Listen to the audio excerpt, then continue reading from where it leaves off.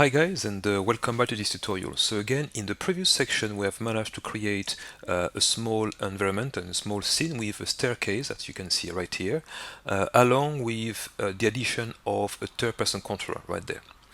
So what I'd like to show you in this section is just a way to look for items when you want to find them. So it will happen later on in your project that you're going to have a lot of different objects, a lot of different assets, and visually it's going to be very difficult or challenging to find them. And in this case, you will need to find or to look or to use, a search window. So let me show you quickly here. So here. For the hierarchy, so again, this hierarchy window here, which is listing all the different objects present in your scene, you have a search field right there. And this search field will basically help you to highlight and find object that you want. For instance, if I'm looking for object for which the name includes a red, if I type red here, you can see that now only the two red cubes are listed. And again, in Unity, everything is grayed out except from these two red cubes. So again, it's very handy. I could do the exact same for green again. If I tap on green, you can see that now only the green cubes are displayed and the other object are grayed out. Again, if I type cube, you should see that all the cubes are basically displayed and the other objects are grayed out. So again, it's a very good way to look for and find the object that you have created or introduced in your scene. The next search field is for the project. So again, remember that the project window will include assets that are available throughout your game. So again, they could be accessed from any scene. Again, you can look by name. So if I type camera again, you can have all the different assets for which the name includes camera. So that's done. But what you can also do is to look for objects based on their type.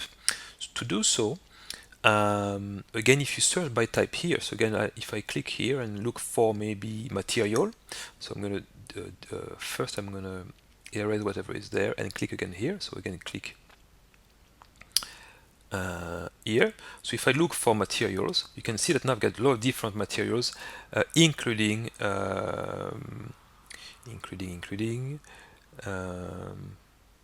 interestingly, you can actually see oh yes, you can the yellow material, for instance, and the red one should be, the tile is there as well, and the red material is there. Okay, so you can be looking as well for prefabs, you can be looking for scripts, as we will see later, and you could be looking for fonts. So again, this is a very handy way to look for assets.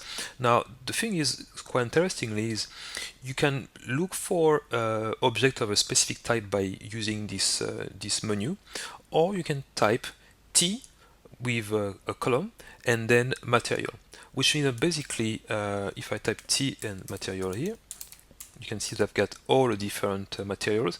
And again, the same for, let's say, audio clip. So again, if I do T and audio clip, again, it will tell me, it will actually give me a list of all different assets for which the type is audio clip. So the idea here is really to I suppose in Unity you have a lot of different ways to achieve or to perform an action. Okay, so again, that's just to show you that you can either type the type here or use this menu there.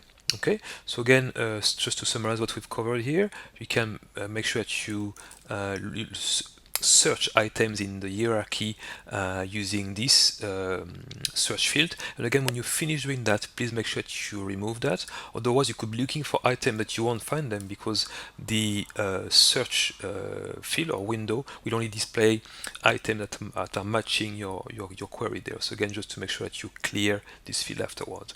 And the same here. Okay, so that's it. And again, that could be very handy for you later on when your projects are getting bigger and you have more and more assets. Again, it will be quite useful for you to find any assets or objects that you want to modify or transform.